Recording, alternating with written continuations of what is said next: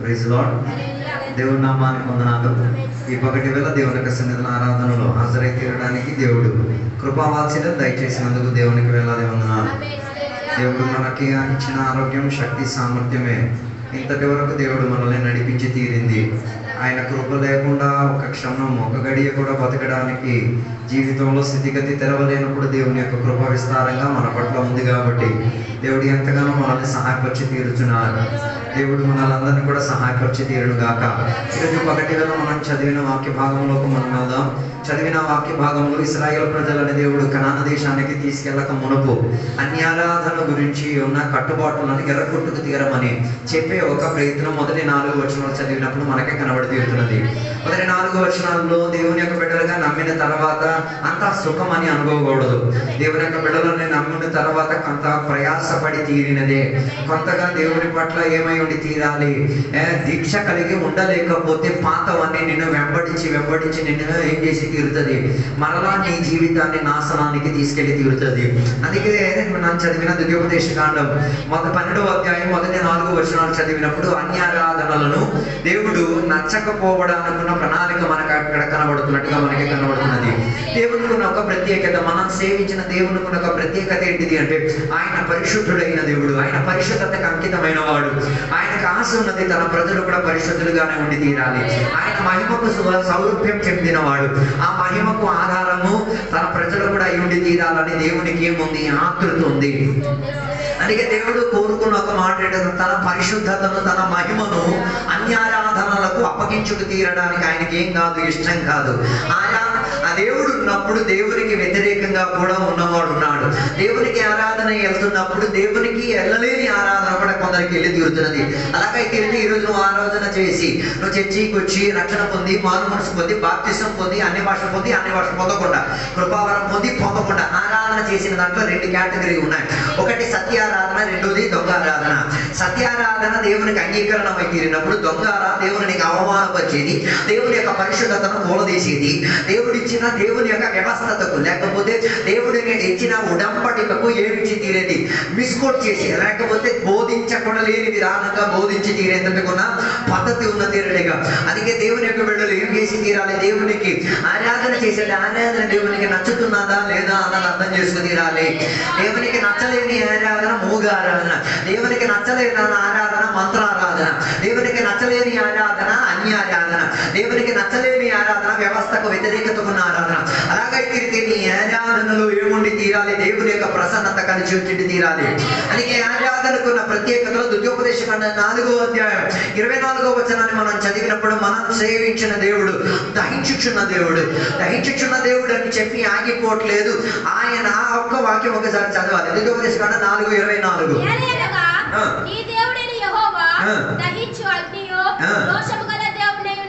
ఆయన ఎలాంటి దేవుడు అని చెప్పుచున్నాడు. ఈజ్ ఎ జెలస్ గాడ్, రోషం కలిగిన దేవుడు. ఆ రోషం ఈ ఆరాధనలో ఉండి తీరాలి. అదే కాదు, ఇందాక ఆరాధన చేసిన పాప అప్పుడు దూకింది. కొందరు అంటే దెయ్యాలు బయటికి వచ్చి, ఆ దెయ్యాలు బయటికి రాని ఆత్మస్పందన వస్తే స్పందించాల్సిన శరీరం స్పందిస్తుంది. మరి నీలో రాలేకపోతే ఇంకేదో నీలో స్పందిస్తున్నది అన్నప్పుడు అర్థం కాలేదు.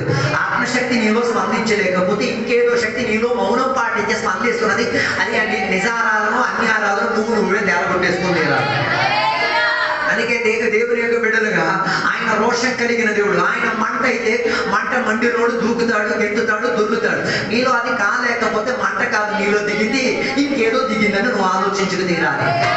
అలాగైతే ఆరాధన అన్యారాధన, ఆ ఆరాధన మంత్రారాధన, ఆ ఆరాధన దేవుని యొక్క వాక్యాన్ని వ్యతిరేకపరిచిన ఆరాధన. అందుకే దేవుడు ఎప్పుడు ఆశించేది తన మంటను తన ప్రజలు కనిపించి తీరాలని ఆశపడిన దేవుడు. అందుకే దేవుని యొక్క బిడ్డలు ఎల్లప్పుడూ ఆత్మలో ఏమై ఉండి తీరాలి, మండేవారిగా ఉండి తీరాలి. ఆత్మ నిన్ను మంటలో కలపలేకపోతే, మంటలోకి తీసుకెళ్ళలేకపోతే, అందు ద్వారా దేవునికి రోషం రాకపోతే ఆరాధన నిజారాధన కాదు, అది దొంగ ఆరాధన అని తెలుసుకు తీరాలి. అందుకే దేవుడు ఆశించి తీరేది పరిశుద్ధాత్మలో నిండుబాటు కలిగి ఉండి తీరాలి. అందుకే యోహాను సువార్తలో మనం 16వ అధ్యాయం చదవగలిగినప్పుడు యేసయ్య చెప్పిన ఒక మాట, నేను వెళ్ళిన తర్వాత ఉత్తరవాదిగా మీకు ఒక సహాయకుడిని నేను పంపించి తీరుదా. ఎవరిని పంపించి తీరుదా? పారాక్లీతోస్ని పంపించి తీరుదా. దాని అర్థం ఆత్మ స్పందన కలిగిన వాడిని పంపించి తీరుదా. ఆత్మలో నిన్ను సంచరింపజేసి తీరడానికి, ఆత్మలో నిన్ను గట్టుదార్చికి తీరడానికి సహాయం గాయపడిన వాడిని. పాలకులతో ఒకసారి చెప్పిన పదాలకు నా అర్థం ఏంటి తెలుసా? విస్ఫోటన జరిగి తీరడం, లేకపోతే బద్దలైపోయే ఒక సిద్ధాంతం జరిగి తీరడం. ఈ లోకంలో నువ్వు ఆత్మశక్తులు బద్దలు కాలేకపోతే ఈ లోకంలో ఉన్న సరుకులు నిన్ను బద్దలు కొట్టేసేటట్టుగా మార్చి తీరుతాడు. అది ఆరాధనకి అంకితంగా మారకుండా ఏమైతే విగ్రహారాధనగా మారి తీరుతుంది. అందుకే దేవునికి ఇష్టం కానిది ఏంటిది? విగ్రహారాధన అన్నది దేవునికి ఇష్టం కాదు. అందుకే కొత్త నిబంధనలో యేసయ్య సమరియా స్త్రీని కలిసినప్పుడు ఆయన మీతో చెప్పిన ఒక మాట, కొత్త నిబంధనలో ఉడంబడికకు ఆధారం కలిగిన వారు ఆత్మతో సత్యముతో దేవునికి ఆరాధన చేసి తీరాలి. దాని అర్థం ఆత్మ ఎక్కడ దిగి తీరుతున్నది ఆ వ్యక్తులు సత్యం వ్యాపారింపబడి తీరుతారు. ఆరాధన ఏమై తీరేది? దానికే ఆకృతి అక్కర్లేదు, దానికే సౌరభ్యం అక్కర్లేదు, దానికి దేవుని యొక్క వాక్య ఉడంబడిక నెరవేర్పబడేటట్టుగా ఉండి తీరుతాయి. రెండోదిగా అన్యారాధన చేయడం వలన ఏమై తీరేదో తెలుసా? దొంగారాధన బయలుదేరుతున్నది. దొంగారాధన బయలుదేరడం వల్ల ప్రజలు పాపములోకి ప్రయాణమై తీరి అతిక్రమం చేసి తీరేంతటిగా మూఢతనంలోకి మారి తీరేంతటిగా మారి తీరొచ్చు. దాని అర్థం ఆరాధన చేసి నువ్వేమవ్వచ్చు? పాపం చేసిన వ్యక్తిగా మారి తీరొచ్చు. పోయిన రోజు నేను అక్షవాలు చర్చికి వెళ్ళాను. చర్చికి వెళ్ళినప్పుడు అక్కడ కూర్చున్న వాళ్ళందరూ 90% మంది మా ఇంటి వాళ్ళే. వాళ్ళందరూ ఏమనుకున్నారు తెలుసా? నేను వాళ్ళని పొగుడుతానేమో అనుకున్నాను. మా ఇంటి వాళ్ళందరూ ఉన్నారు, దేవుడు వారిని నన్ను కల్పించి తీరారు. నేను అది చెప్పలే, కారణం అప్పుడు వెంటనే పరిశుద్ధాత్మ దేవుడు నాకు గుర్తుపెట్టించి తీరారు. అందరూ ఒకే కుటుంబానికి చెందిన, ఒక్కరు మాత్రం వేరే కాదు, వేర్పాటు చూపించి తీరితే నరకానికి వెళ్ళి తీరుతాం అన్న మాట విన్నాను. నేను వెంటనే ఒక్కరి నిశ్శబ్దం పాటించేశాను. అవును కదా, మనలో కూడా ఫేవరెటిజం ఉంది. మనకి నచ్చిన వాళ్ళని మనం పొగిడేసాం. అలా ఛాన్సే లేదు. అలా పొగిడితే దేవునికి అది అసహ్యకరమే. వెంటనే నేను ఏం చేసి తీరాను తెలుసా?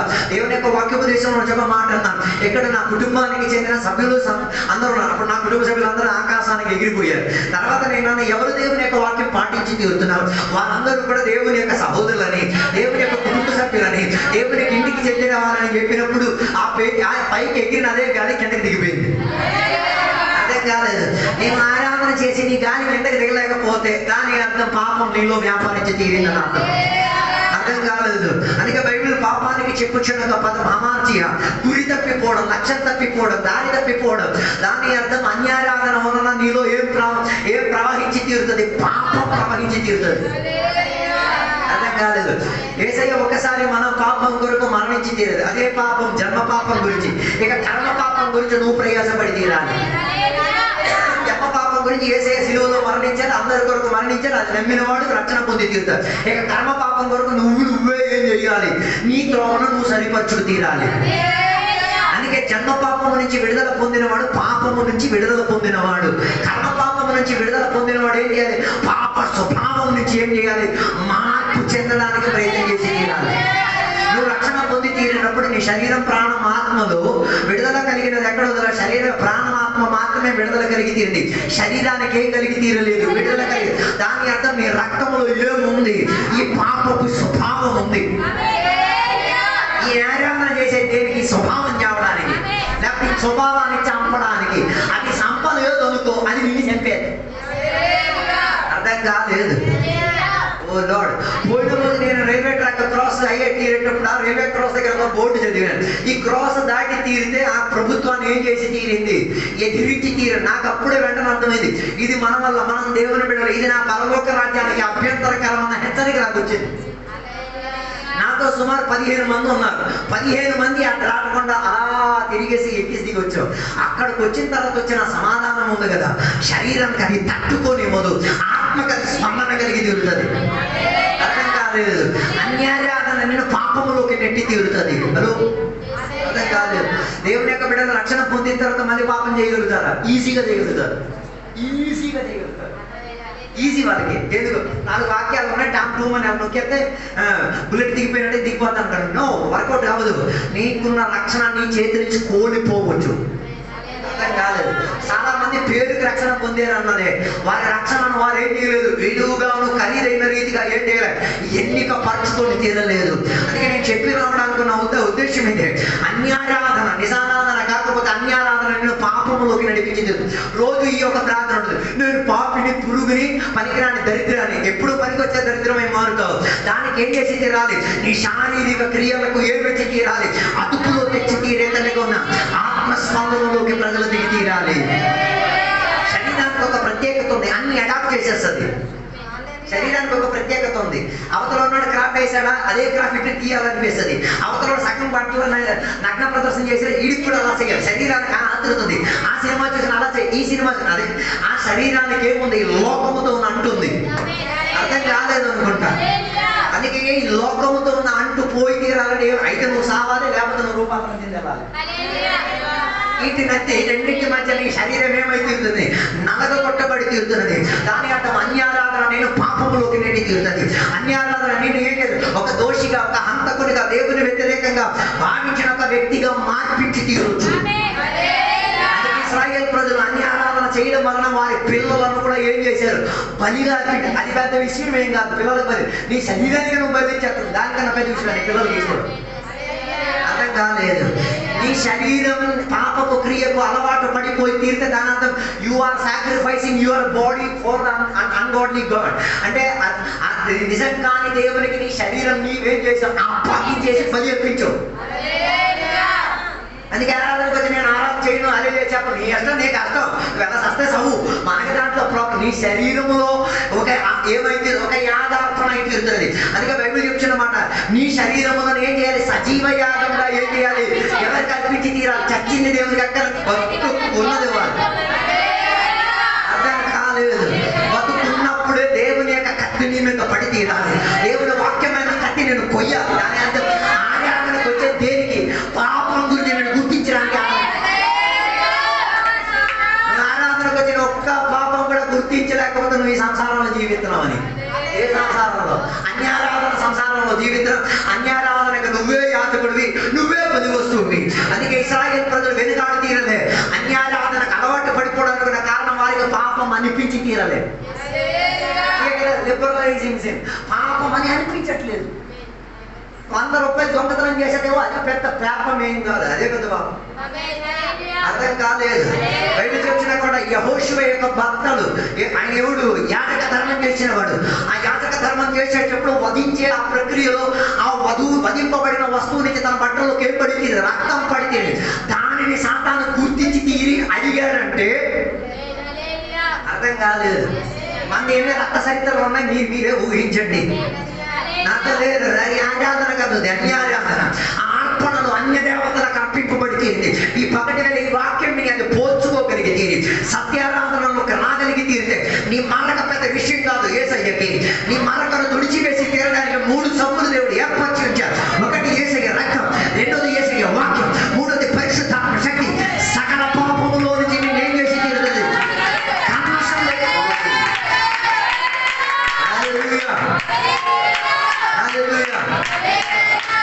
అందుకే దేవుని యొక్క బిడ్డలారా, మన శరీరం ఎవరికి అర్పించుకోకూడదు. ఈ దగ్గర ఈ ఆభరణాలు ధరించుకోకూడదని చెప్పడానికి యెహెజ్కేలు గ్రంథం 7:20 ఇంటికెళ్ళి చదవండి. ఆ వీధుల్లోకి ఎవరు, ఇశ్రాయేల్ కుమార్తెలు, వారికి ఉన్న ఆభరణాలన్నీ వారికి అర్థమైంది, ఇది ఎవరికి సేవించిన దానిని, ఇది అన్య దేవుళ్ళకు అందుకే వాళ్ళకి అర్థమైంది. అందుకే అర్థమైంది తీరడం వల్ల వాళ్ళు ఏం చేశారు, ఆ అన్యారాధనకి చెందిన వాటిని పీకేసి ఏం చేశారు, ఇసిరేశారు. ఏమని చెప్పి ఇసిరేశారు తెలుసా, అపవిత్రమైన చదువు అని చెప్పి ఇసిరేశారు. మీ బైబిల్ అపవిత్రమైన, నా బైబిల్లో ఎలా పియ్యతో సమానమని ఎంచుకుని ఇసిరేశారు. మీకేమవుతుంది, అది అభిషక్తులకే వాసన వస్తుంది, అభిషేకం లేనుడికి ఏ వాసన రాదు. అర్థం కాలేదు. ప్రైజ్ లోడ్ చెప్పడం కష్టం. అలాగైతే మీరు నాకు అడుగుతారు, దేవుని పెట్టు బంగారం ధరించుకుంటే బంగారం కొనుక్కోవచ్చా? రిస్క్ మీరు తీసుకోండి. అన్యారాధనకి ఆరాధనకి అది మీరు తీసుకోండి. మీకు దేవుడు ఆత్మ ఇచ్చాడు, దేవుడు వాక్యం ఇచ్చాడు, ఆ బోధం ఇచ్చాడు, తెలివి ఇచ్చాడు. మీరే దాన్ని వివేచించుకోండి, పెట్టాలా వద్దని. నాకు ఆ సిద్ధాంతం లేదు, నేను ఆ సిద్ధాంతానికి ఫాలో అయ్యే ఛాన్స్ లేదు. అర్థం కాలేదు అనుకుంటా. దాని అర్థం లిబరలైజింగ్ సిన్, పాపాన్ని ఏం చేసి తీరడం, సులభపరిచి తీరడం. అయ్యో అది కూడా అన్యారాధనకు నా లక్షణాలే. పాపం ఇస్ అ గ్రేట్ డీల్. పాపం అని చెప్పి అందుకే కదా మా పత్రికలో రాయబడినది, ఒకసారి యేసయ్య నీ కొరకు ఏమై తీరాడు, సిలువలో మరణించాడు. మాటకి sorry God, I'm loving you lord అని చెప్పి ఎన్నిసార్లు ఎక్కేద్దాం, ఆయన గుడ్డలు పోయిన ఊడవెక్కుతాం. అర్థం కాలేదు.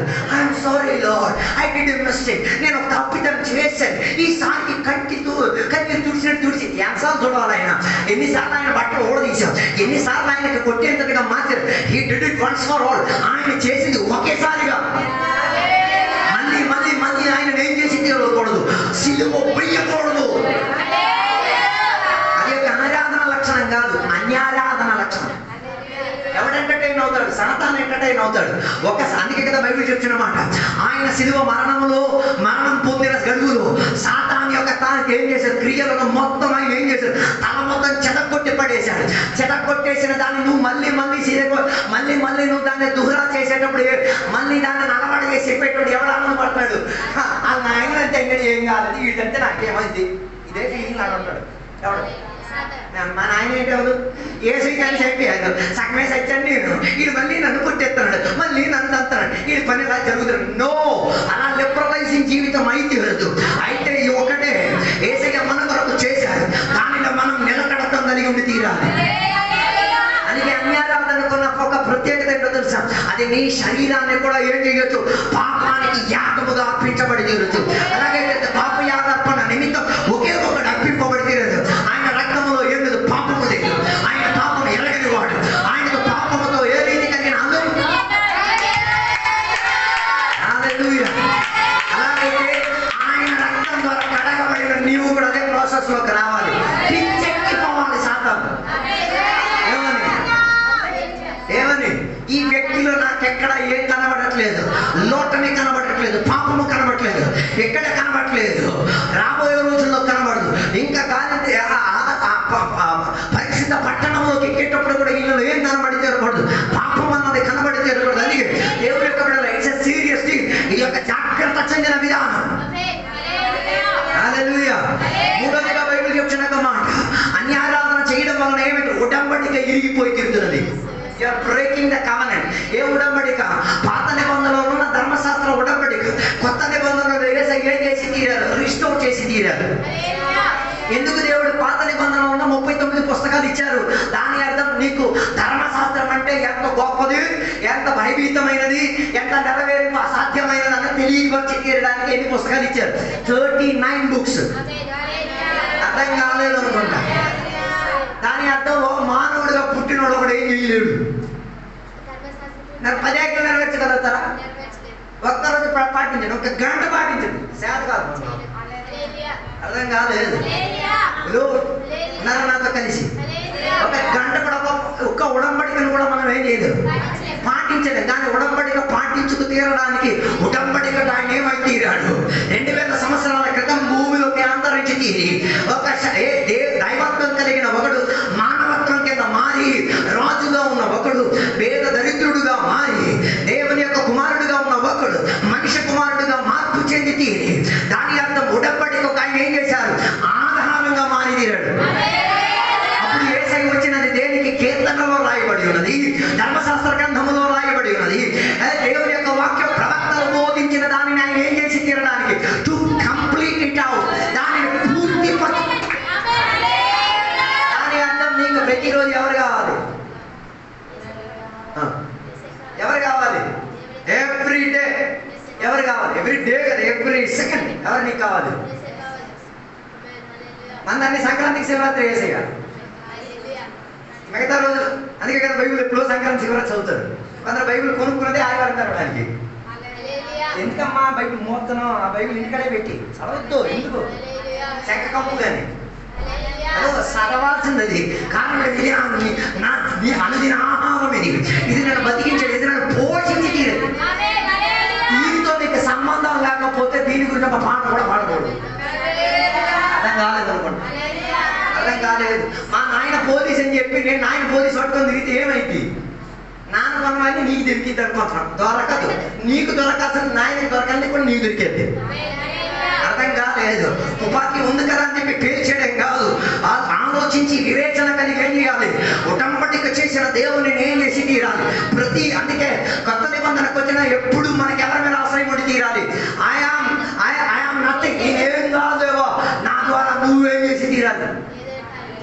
అందరినీ ఆపోజిట్, నువ్వేం అక్కర్లేదులే, అంత పోయిన తర్వాత నువ్వు వస్తే చాలు. అదో అందుకే మనలో 3 క్వాలిటీస్ ఉన్నాయి. సెల్ఫ్ ప్రైడ్, వ్యక్తిపర గర్వం, వ్యక్తిపర పేరు, ఇది కాక ఇంటి దగ్గర మేము బతుకుతున్నాను. పేరు ఓ లార్డ్, ప్రార్థనలో కూడా పేరే. ప్రైడ్, గర్వం, ఇవన్నీ దేనికి సూచించి తీరేది? ఉడంబడికను ఎరగొట్టుకు తీరేది. అందుకే నేను చెప్పినప్పుడు అనుకున్న ఉద్దేశం, ఉడంబడిక ఎవరికి ఇచ్చారు? ఇశ్రాయేలీయులకు ఇచ్చారు. వారు దాన్ని ఏం చేయలేకపోయారు. వై? ఎందుకు వాళ్ళు పూర్తి చేయలేకపోయారు? హలో, ఎందుకు వాళ్ళు ధర్మశాస్త్రం పూర్తి పరచుకోలేకపోయారు? వారికి ముందే చెప్పారు ఏమని? ఆదికాండం 3:15లో దేవుడు చెప్పారు ఏంటి? స్త్రీ సంతానం నుంచి ఒకడు వస్తాడు, ఆయన మెస్సయ్య అన్న విషయం ముందే బోధించారు. ఆయన నీ వల్ల సాత కాదురా, మెస్సయ్య రావాలి, మెస్సయ్యను తలుచుకొని జీవించరా అని వారికి హెచ్చరిక ఇచ్చారు. ఆ మెస్సయ్యనే ఏం చేశారు? ఎక్కించారు, శిలువ తీశారు, బట్టలు వీపంతా దున్ని పడేశారు. దేనికి? ఒకే మాటకి దైవదూషణ చేశాడండి. ఏసైని సిలువ వేసిన కేసు మీరు ఎప్పుడైనా చదివారా? చదవండి, పిచ్చెక్కిపారు. దైవదూషణకి సిలువ వేశారు. రెండోది పన్ను విషయంలో సిలువ వేశారు. ఇది ఏమైనా లీగల్ కేసెసా? మూడోదిగా 3 రోజులు ఏం కట్టేస్తాను అన్నాడు. అరే ఆ మూర్ఖులకి అర్థం కట్ట 3 రోజులు ఆయన సమాజంలోకి వెళ్ళి 3వ రోజు తిరిగి లెక్కలు అన్న విషయం చెప్పారు. ఇది ఆయనకి అర్థం కావాలి. ఏసైనా ఏ కేసులో ఇరికించారు? దొంగ కేసులో ఇరికించారు.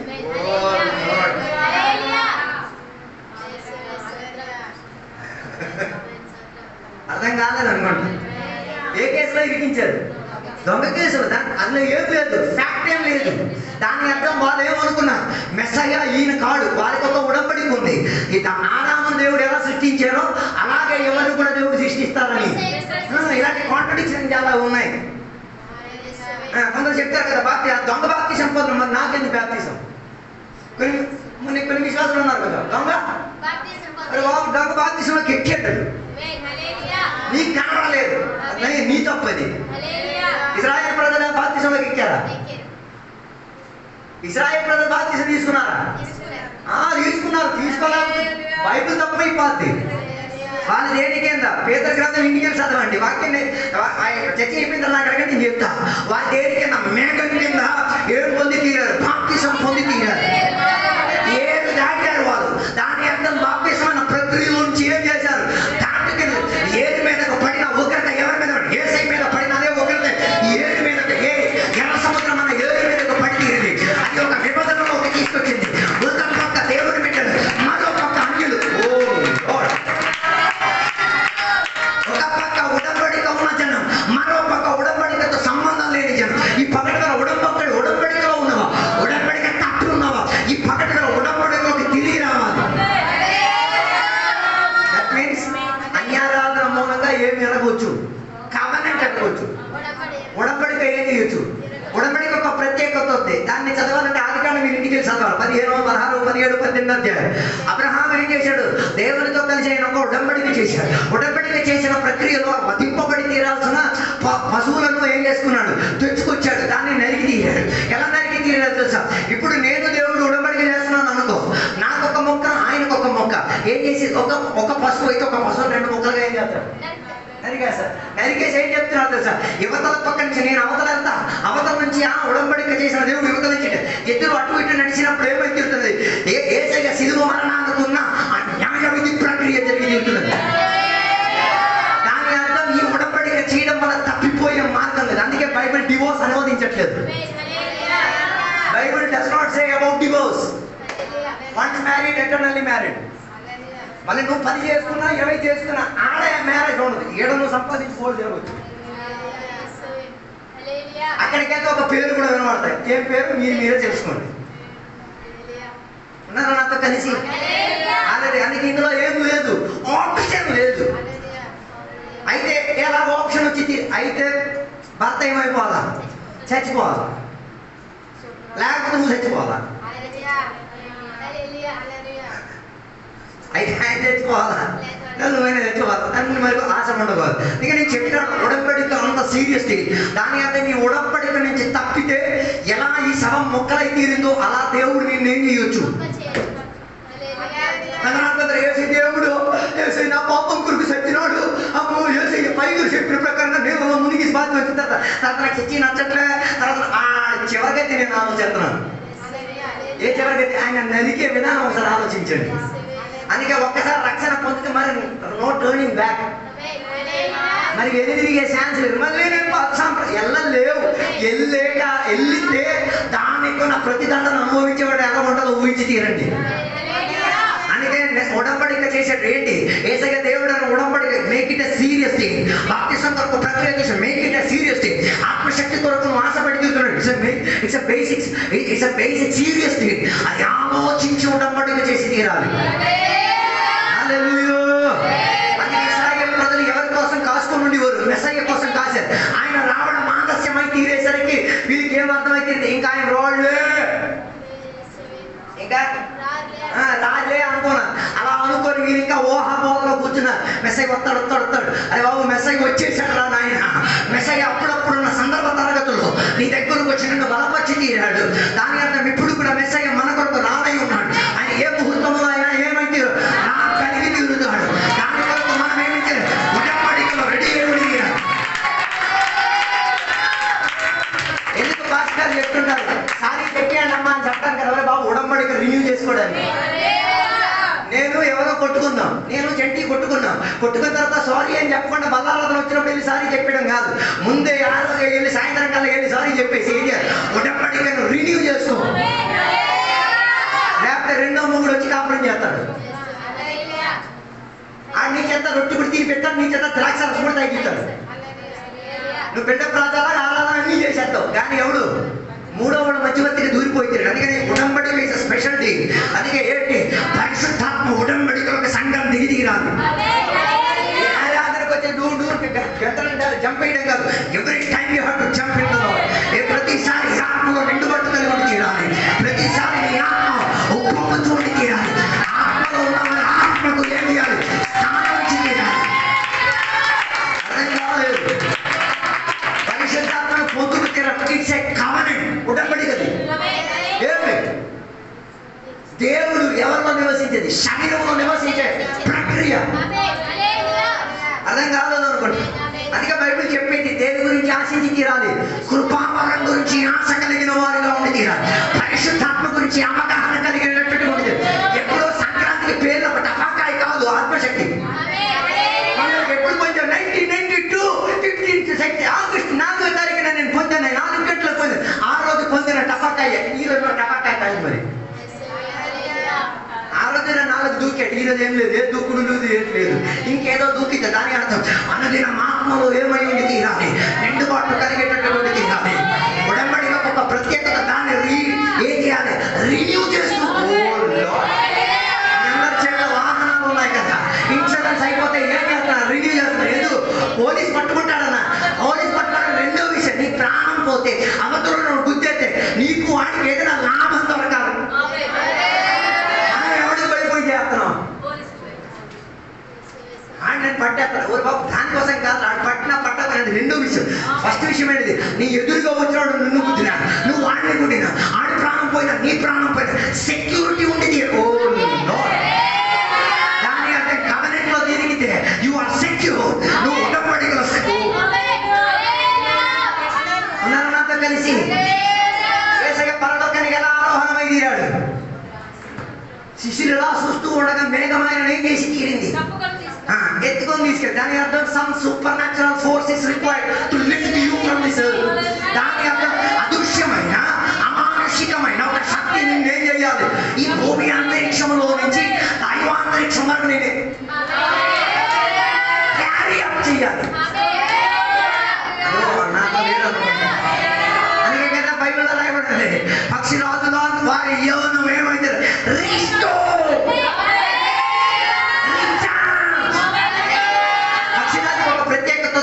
అది ఎన్ని సంవత్సరాలు బతిక? 70-80 సంవత్సరాలు బతికి తీరింది.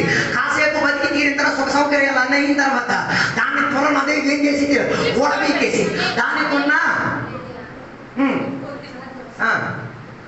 మూతిని కూడా అదే బద్దలు కొట్టేసి ఒక మాంసం ముద్దలాగా ఎండకి వానకి తగిలి ఒక ముద్దలా ఒదిగిపోయే. ఎందుకో తెలుసా? ఇందు లోపల నుంచి నాకేం కావాలి? ఒక పునర్జీవపు శక్తి కావాలి. ఎన్నాళ్ళని నెగిరినట్లు కాదు, దీనికి మించిన పవర్లో నేను ఎదిగి తీరాలి. దానికి నాకు రెక్కలు రావాలి, దానికి నాకు ఊపలకి తీరాలి, దానికి నాకు ఉన్నవన్నీ ఏమై తీరాలి? జీరో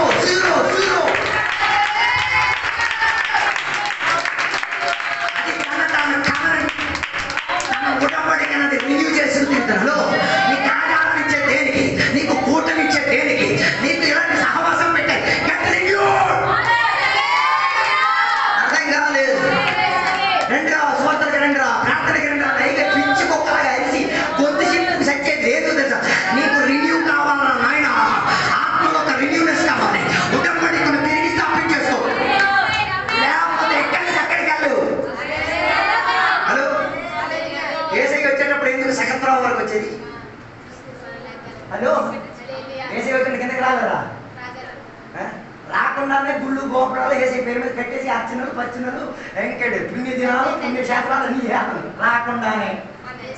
ఇంకా వత్త సిచ్యువేషన్ ఎలా ఉంటుందో చూడండి. అర్థం కాలేదనుకుంటా. వత్త వేసి మళ్ళీ సిలువ వేసేసి ఏం చేస్తారు, ఏ రైతో కట్టేసి ఉంచేస్తారు. అందుకే ఆయన ఎంతవరకు వచ్చేది, సగం వరకే వచ్చి తీరేది. ఆ సగం వరకు నేను ఎవరు తోడుకెళ్ళి తీరేది, పరిశుద్ధాత్మ దేవుడు. సంఘంలో ఉన్న ఉడంబడికి ఉన్నాడు, సంఘంతో సహవాసంలో ఉంటాడు. కొందరికి దేంతో సహవాసం ఉండదు, no membership with the church. ఆదివారం మాత్రం హాజరు, దేని వరకు దేవునికి తెలియాలి. అదో మెంబర్షిప్ నేను కూడా రివ్యూ చేసుకో. ఇక్కడ సంఘం నీకు ఒక ఫ్యామిలీగా లేకపోతే ఆడకెళ్ళి ఏం పీక్కుంటావు.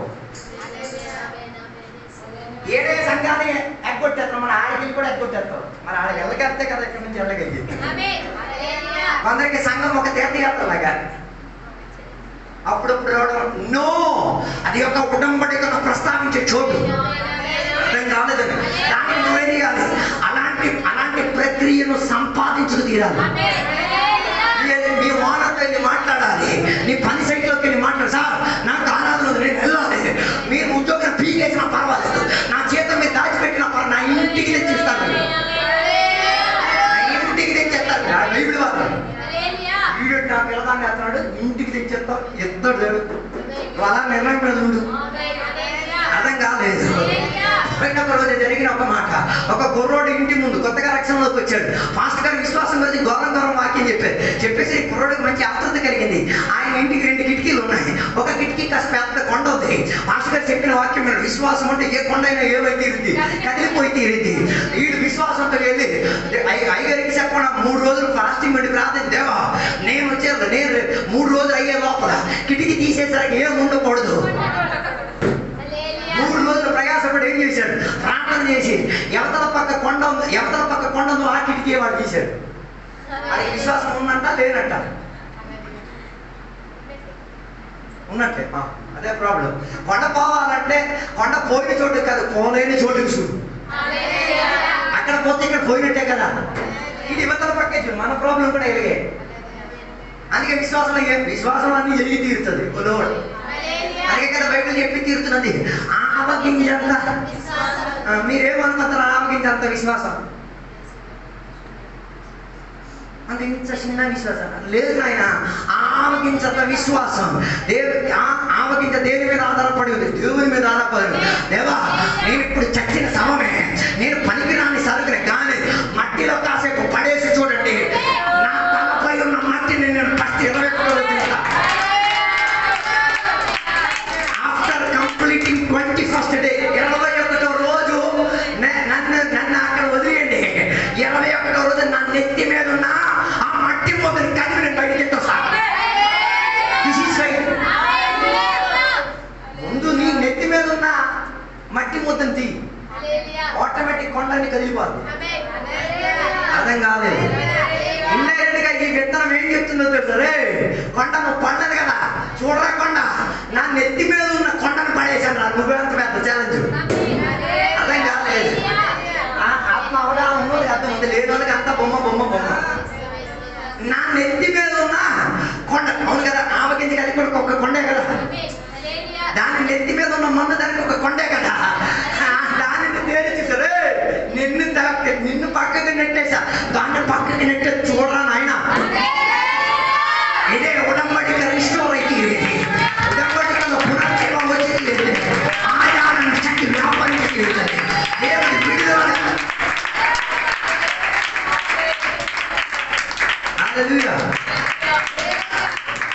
అందుకే దగ్గర చేశాను, మా విశ్వాసాన్ని కాదైంది.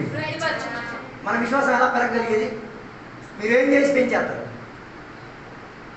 ఈ కాలం క్రైస్తవులు మొత్తం నకిలీ విశ్వాసంతోనే తిరిగేస్తున్నారు, దేవుడు లేని విశ్వాసం. మన విశ్వాసం పెరగాలంటే ఎవరి దగ్గరికి వెళ్ళాలి, యూ హ్యావ్ టు. నీవు నీ విశ్వాసాన్ని కూడా ఏం చేయలేదు. మన అపనమ్మకాన్ని మనం పెంచవచ్చు. కారణం ఏంటి, మనం జీవించేది మొత్తం అపనమ్మకం చెంది లోకంలో ఉన్నాయి. హలో, రేపు మీరు బతుకుతారా లేదా మీకు తెలుసా? వచ్చే క్షణం మీ మీద ఏమవుతుంది మీకు తెలుసా? So it's already it's basically on faith. ఎవరి మీద ఉన్న విశ్వాసం? దేవుని మీద ఉన్న విశ్వాసం. అందుకే అప్పుడప్పుడు దేవుడా థ్యాంక్ యూ చెప్పే కారణం అర్థం కాలేదు. అపాయం నుంచి తప్పించడం దేవుడికి ఏం చేస్తాడు? Thank you lord. బండి ఎక్కలేదు, ట్రైన్ వచ్చేలా పక్క నుంచి ఏం కాదు, థ్యాంక్ యూ లార్డ్. ఎందుకు చెప్పేది? Everything is under your grace అని నీ కృప ఉందయ్యా. దాని అర్థం నీ విశ్వాసం పెరగాలన్నా కూడా విశ్వాసి ఏం విశ్వాసం? దేవుడు ఏం విశ్వాసం? ఓ లార్డ్. చివరి మాట, భర్తమాయి గురించి మన అందరికీ తెలుసు, అవునా? అందరికీ తెలుసు కదా భర్తమాయి గురించి. భర్తమాయికి విశ్వాసం ఉందా? అదే భర్తమాయికి విశ్వాసం ఉందా? ఉందా లేదా? లేదంటే లేదని చెప్పండి, ఉందంటే ఉందని చెప్పండి, ఏదో చెప్పండి. ఉంది లేదా? ఉంది. ఉంది కాబట్టే కదా ఈయన అడిగాడు, ఎవరు ఈ త్రోవను ఎవరు వెళ్తున్నాడు? వెంటనే జనం ఏం చెప్పారు? నజరేతు నుంచి యేసయ్య వెళ్తున్నాడు. చెప్పింది ఏంటిది? నజరేతు నుంచి యేసు. ఇది కేకేసింది ఏంటి? అర్థం కాలేదు. వీడికి వినబడింది నజరేతులో ఉన్న యేసయ్య కదా. ఇది విశ్వాసంలో ఉన్న నజరేతు అయిన యేసయ్య మంట కలపడం ప్రారంభించింది. రిలీజ్ చేసింది. వెంటనే నోట్లో చెప్పింది నజరేతులో ఉన్న యేసయ్య కాదు, కాలానుక్రమం దావీదు వంశావళిలో పుట్టి సింహాసనం.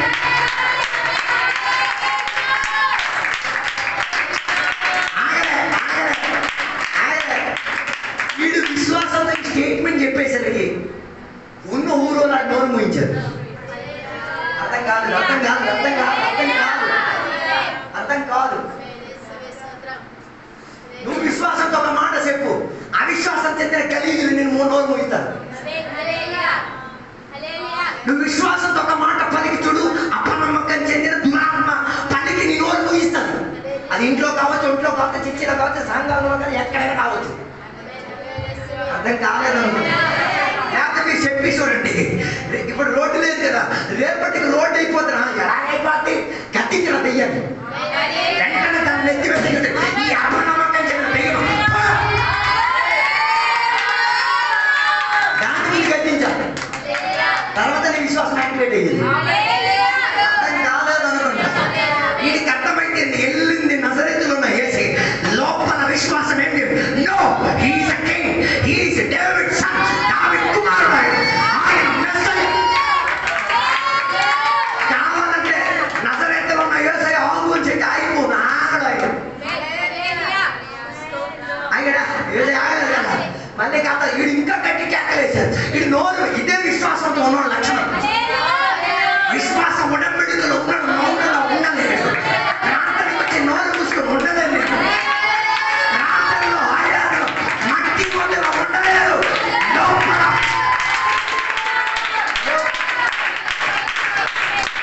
అందరూ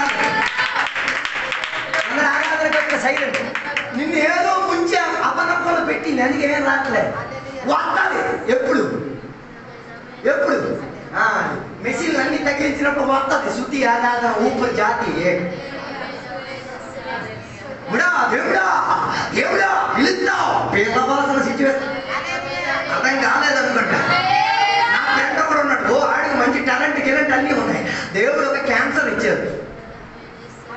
ఇక్కడే చెప్పాలి, క్యాన్సర్ ఇచ్చి డయాలసిస్ ఇచ్చినట్టు జుట్టు మొత్తం ఊడిపోతుంది. మమ్మల్ని చూడలేకపోతుందిరా.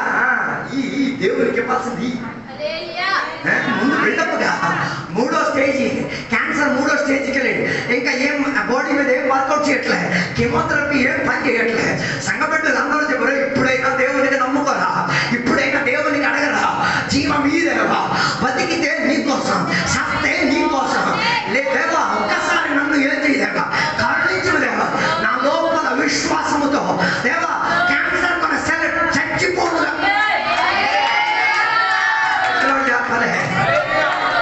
ఇంటికి తిరిగి వచ్చాడు. ఇంటికి తిరిగి వచ్చే రిపోర్ట్లన్నీ పక్కకు పెట్టేసి, దేవా బాడీని రిన్యూ చేయగలిగిన వాడు నువ్వే, బాడీలో ఉన్న సెల్లను మార్చగలిగిన నువ్వే. విశ్వాసంతో ఎన్నో సంవత్సరాలు మార్చగల వాక్యం చెప్పాడు. అది నిజమైతే ఈ శరీరంలో విశ్వాసంతో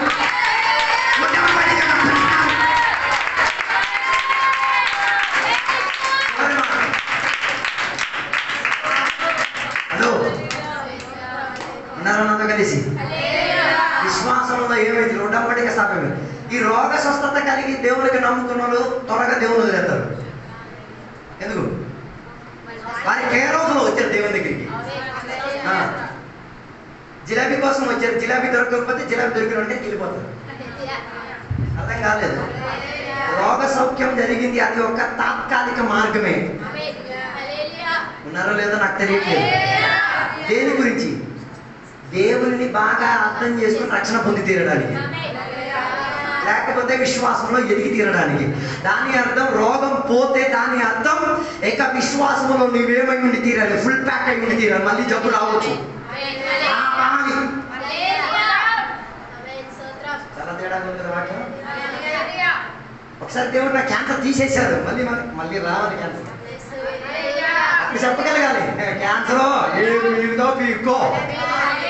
ఒకవేళ ఈ క్యాన్సర్తో సచ్చిన క్యాన్సర్ ఎక్కడ ఉండిపోద్ది, నా శరీరం అక్కడికి వెళ్ళిపోద్ది. కాలేదనుకుంటా. అందుకే చాలా మంది ఏసీ దగ్గరికి రండి మీకు స్వస్థతలు వచ్చేస్తాయి, ఏసీ దగ్గరికి రండి మీకు బండి ఏం రాదు, ఉన్నది కూడా పీకేసి ఇచ్చిమంటారు. అందుకే కదా ఏసీ చెప్పిన ఒక మాట, ఇది చెప్పి ముగించేస్తా. ఒకటి నా శిష్యుడు అయి తీరాలని కోరుతున్నాడా, ఏమేమి వదులుకోవాలా?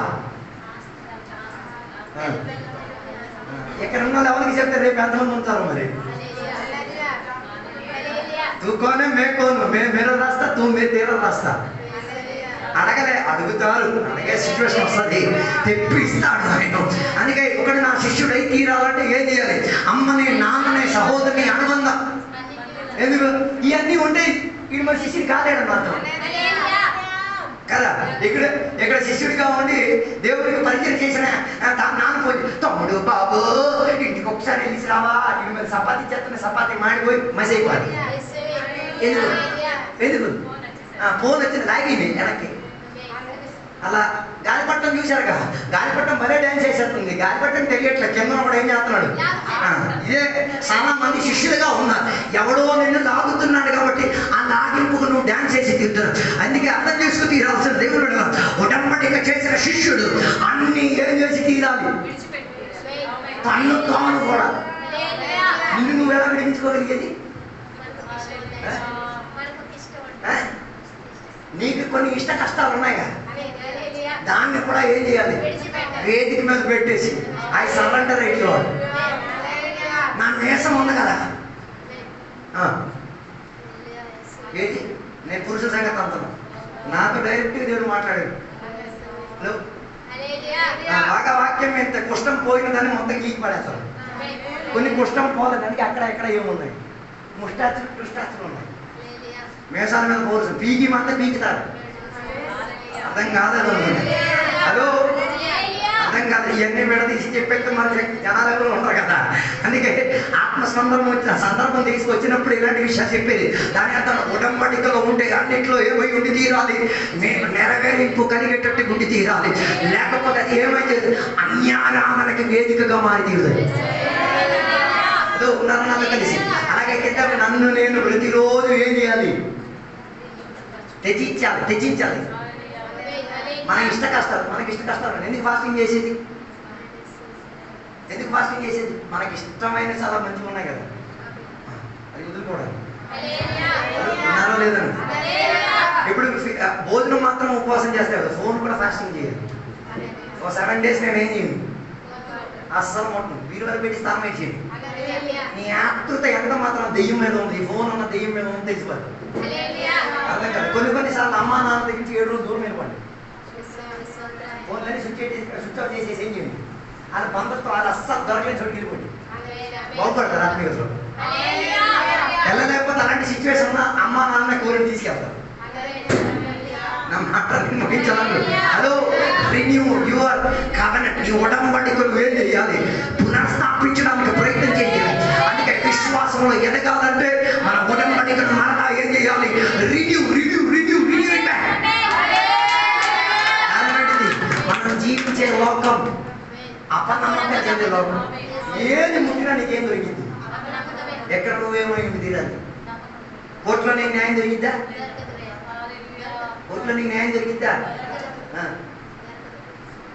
మన కోర్టులో న్యాయం, పోలీసులు నీకు న్యాయం ఇస్తారా? లోకం నీకు న్యాయం? No fair. nobody can. ఎవరు నీకేం చేసి తీరలేరు. న్యాయాన్ని ఇచ్చి తీరాలి. ఇవ్వగలిగి తీరాలంటే ఎవరు ఇవ్వాలి? ఆయన ఇచ్చి తీరాలి. అలాగే విశ్వాసం అన్న ఉడంబడికలోకి సంఘం తిరిగొచ్చి తీరాలి. అందుకే పౌలు గారు చెప్పిన గలతీ పత్రికలో నేను విశ్వాసములో పోరాడి తిని ఎప్పుడు చెప్తున్నాడు? కత్తి తోడైన దాని శబ్దం వినబడుతున్నాడు. I fought a good fight. నేను మంచి పోరాటాన్ని పోరాడి తిని నా విశ్వాసాన్ని నేనేం చేశాను? రేస్ దాటించాను. రేస్ నా విశ్వాసం రేస్ ఎక్కడి నుంచి స్టార్ట్ అయింది? భూమి నుంచి పరలోకం వరకు రేస్. ఎక్కడి నుంచి నువ్వు పరలోకానికి వెళ్ళాడు? ఏం తీసుకొని వెళ్ళాలా? Carry your faith. నీ విశ్వాసం అన్న ఉడంబడికను పట్టుకెళ్ళి లోడ్ ఏ విశ్వాసం అయ్యగారు 1994లో అర్ధరాత్రి 8 గంటలకి ఆదామో నువ్వెక్కడ ఆ మాట చెప్పినప్పుడు దొరికిన విశ్వాసం ఇట్ ఈస్ హియర్.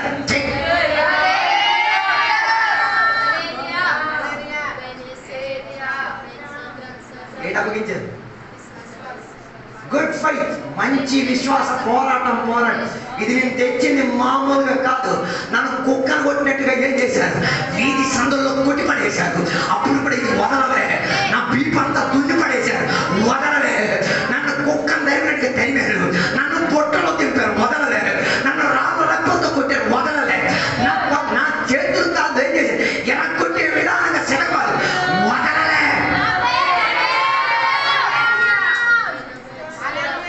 పెళ్లికి డుమ్మా కొట్టేస్తున్నారు విశ్వాసం. ఇది పర్లోకం చేస్తే ఎలా ఉండదా? నేను ఊగిస్తాను.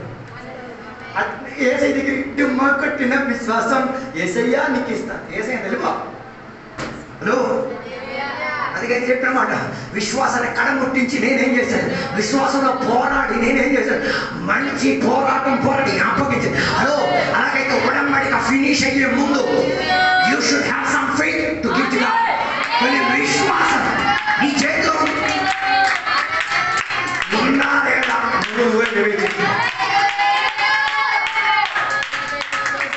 అందుకేసే అడగాలన్నమాట. దేవా, విశ్వాసంలో ఉన్న ఉడంబడిక రిలీవ్ చేయాలి. నేను విశ్వాసంలో పెరిగి తీరాలి. మా అయ్యగారు విశ్వాసంలో ఎదిగే వాక్యం ఇచ్చి తీరాలి. నేను పాడే పాటలు విశ్వాసంలో ఎదుగుదల ఇచ్చి తీరాలి. నేను జీవించిన సందర్భం చేద్దాం. అపనమ్మకం చెందిన ప్రాంతం విశ్వాసం చెందిన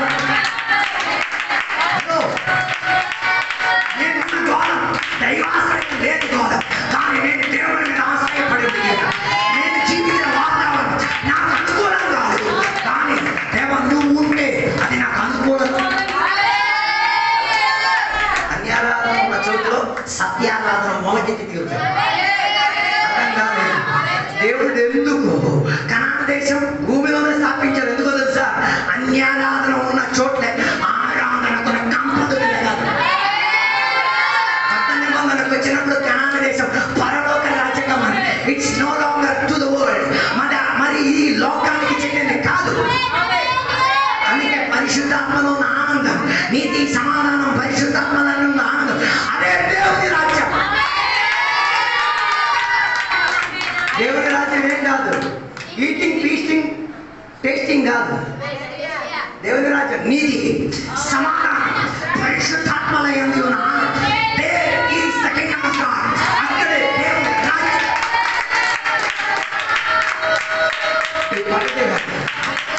ఆ రాజ్యముకి గురి ఎక్కి అందుకే ఎవరి పేరైనను జీవగ్రంథంలో లేకపోవడం వలన అలా కానీ కనిపిస్తే, హలో, నీకోసం ఫర్నాన్స్ రెడీ అవుతుంది. Don't go back there. అక్కడికి వెళ్ళొద్దు. నీతి సూర్యుడైన దేవుని ఎదురుకు తీరడానికి ఈ పగటి వేళ విశ్వాసం కలుపుకో. విశ్వాసంలో ఎదురుగా పొందుకో. ఉడంబడికలో రీస్టోర్ అయినా పౌలు గారు చెప్పినట్టుగా క్రీస్తు ప్రేమలో నుండి, క్రీస్తు విశ్వాసములో నుండి, క్రీస్తు ఇచ్చిన జీవితంలో నుంచి నోబడీ కెన్ సెపరేట్ మీ. నన్ను ఎవ్వరు బట్టలు లేకపోతే నో ప్రాబ్లం, తిండి లేకపోతే నో ప్రాబ్లం, న్యాయం దొరకకపోతే నో ప్రాబ్లం, విశ్వాసం అందరికీ సిలివేసిన నో ప్రాబ్లం, సంఘం మధ్య నన్ను వేరు వేసిన నో